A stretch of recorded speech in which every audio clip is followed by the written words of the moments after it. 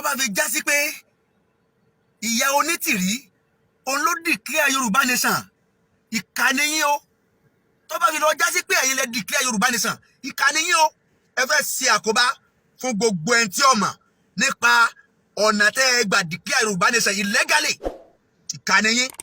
Don't forget to subscribe, comment, share with your friends to have access to this kind of content that you have here. Don't forget to subscribe. I love and respect you. I'll be right back. This is my disclaimer on declaration of Yoruba nation in Ibadan. I, Comrade Alfa Akeem, I'm not aware of declaring Yoruba nation in Ibadan. So, and I was not informed. I was not informed. So, Olóyè Sunday Igboho, Professor Banji Akintoye, wọn lè fẹ́ gbé ìgbésẹ̀ kan má pe irú wa yìí. En táwa yóò bá fi mọ̀ sí bá ṣe declare Yorùbá nation ní Ìbàdàn. Ó túmọ̀ sí pé Olóyè Sunday Igboho kọ́ ló declare Yorùbá nation ní Ìbàdàn. Ó túmọ̀ sí pé bàbá Professor Banji Akintoye kọ́ ni wọ́n declare Yorùbá nation ní Ìbàdàn. Ṣùgbọ́n gbogbo ẹ̀yin tẹ́ declare Yorùbá nation ní Ìbàdàn ìkànnì yín o. Ìkànnì yín ọ̀tá ilẹ̀ Yorùbá lẹ́sì jẹ́. Ìkànnì yín ẹ wo condition tó ọmọ Adéyẹmọ wà láti ẹjọ́ yìí. Ṣé ẹ fẹ́ fi kún ìnira ọmọ Adéyẹmọ ni àbí ẹ fẹ́ fi kún ìdẹ̀kùn tí ń bẹ fún ọmọ Adéyẹmọ? Gbogbo nǹkan lọ́la kò. Àwa ń pèpè fún Yorùbá nation pẹ̀lú ìnira tí Buhari fi ń kàn wá, ìnira tí ìjọba Nàìjíríà fi ń kàn wá ló jẹ́ ká máa pèpè bí wọ́n ṣe ń pa àwọn ọmọ wa tí wọ́n rèpù àwọn àǹtí wa tí wọ́n ń gba oko àwọn àgbẹ̀ wa. Ilẹ̀ Yorùbá láwa àjà fúnra wa. Táwọn Yorùbá bá sì sọ pé àwọn ọ̀fẹ́ kò sí ní ta fẹ́ ṣe á kàwọ́ kò ní á stop fún ta á stop Yorùbá torí pé kì í ṣe bàbá wa kì í sí àwọn fámìlì wa la fẹ́ gba Yorùbá nation fún. À ń béèrè Yorùbá nation. Ó jẹ́ ẹ̀tọ́ fún gbogbo ohun tí ń jẹ́ ìran Yorùbá. So ó jí gbogbo ohun tí ń jẹ́ ìran Yorùbá wọ́n bá lọ́wọ́ tán bá láwọn ọ̀fẹ́. So kí ni wàhálà yìí ti wá? Kí ni wàhálà yìí ti wá? Fún àwọn kan láti kóra wọn jọ. Fún àwọn kan láti kóra wọn jọ, àwọn kan tá a mọ̀. Àwọn kan tá a mọ̀. Torí àwọn tí wọ́n lọ béèrè tí wọ́n lọ ń claim pé Yorùbá nation làwọn. Èmi ò rò pé ọmọ Yorùbá nation ni wọ́n o. Torí àwọn tá à ń béèrè Yorùbá nation látọjọ́ tó ti pẹ́ orí wa pé professor ń bẹ láàrin wa, doctor ń bẹ láàrin wa. Kódà ẹni tí ò kàwé, ó ka ọpọlọ, ó ka làákàyè. A mọ ẹni tó fi sọ àti ọ̀nà tí òfin là kalẹ̀ fún wa tá a fi lè béèrè ẹ̀tọ́ wa lọ́wọ́ ìjọba. It's not an illegal way láti lọ hijack radio station. It's not an illegal way láti sọ pé a fẹ́ hijack ilé ìjọba. We know the procedure. We know the protocol. So, èmi ò bá wọn lọ́wọ́ sí bí wọ́n ṣe lọ declare Yorùbá nation ní Ìbàdàn o. Àti ní anywhere tí wọ́n bá ti ń declare Yorùbá nation báyìí, èmi ò bá wọn lọ́wọ́ sí. Náà sì ní bá wọn lọ́wọ́ sí. Ọmọ akínní mi. Nínú ẹ̀ tí ń béèrè tí ń pèpè fún Yorùbá nation. Láti ìpìlẹ̀ ó ní mọ́ wà. Mi ń lè sọ mi ń kọ̀ wá ní dìsìn.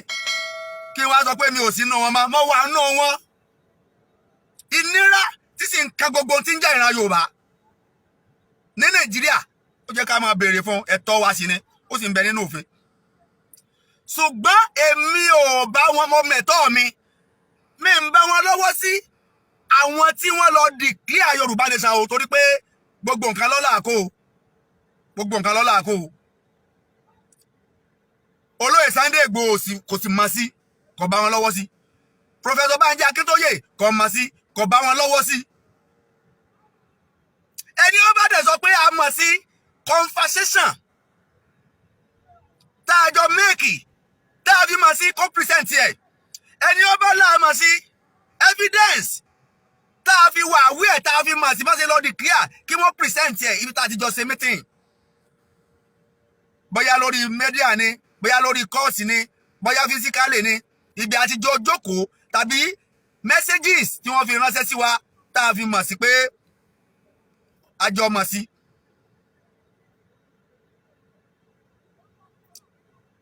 Mo ń sọ eléyìí kì í ṣe títí bẹ̀rù pé bóyá mo ń bẹ̀rù ìjọba mo ń bẹ̀rù ẹnì kankan o.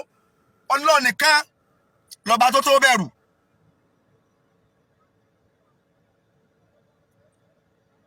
Ìtọ́jẹ́ ẹ̀tọ́ mi ni mò ń béèrè. Ṣùgbọ́n mi wà ní béèrè ẹ̀tọ́ mi lọ́nà tó lòdì sí òfin. Èmi ò ní béèrè ẹ̀tọ́ mi kí ni ká kó ọgbọ́n kákàdá ká lọ gba rédíò station o. Èmi ò sí nù yẹn. Àfáà ni mi. Mo dẹ̀ kàwé níwọ̀nba. Mo mọ ohun tó tú mi, mo mọ ohun tó dè mí. Tẹ́ ẹ bá wá rí èèyàn kan tó sọ̀pọ́ọ̀tì tó jẹ́ pé òun ló kó àwọn èèyàn ìjọ tó ní ká lọ gba ilé ìjọba ká lọ gba rédíò station nírú àkó tá a wà yìí ọ̀tá wa nírú ẹni bẹ́ẹ̀ o ọ̀tá wa nírú ẹni bẹ́ẹ̀ ọ̀tá Ìgbòho ni ọ̀tá Professor Banji Akíntóyè ni ọ̀tá gbogbo àwọn tá à ń béèrè Yorùbá nation nítorí pé ó fẹ́ fi àkóbá titi ẹ̀ kóbá titi wa ni. Ó fẹ́ ká jìyà ìmọ̀dí àwọn òsì ní bá wọn jìyà ìmọ̀dí láíláí. Ẹni ó bá ṣẹ̀ òun náà ni kó dá jìyà rẹ̀. Àwọn ọba wọn sí ń bẹ o a sì bá wọn dá sírù nǹkan báyẹn a sì ní bá wọn dá sírù ẹ̀ láíláí. Ẹni tí wọ́n bá mú ká béèrè ta ló rán àtọ̀hún àtàntàn rán wọn. Ẹjọ́ tíjọba bá wọn ṣe kán bá wọn ṣe.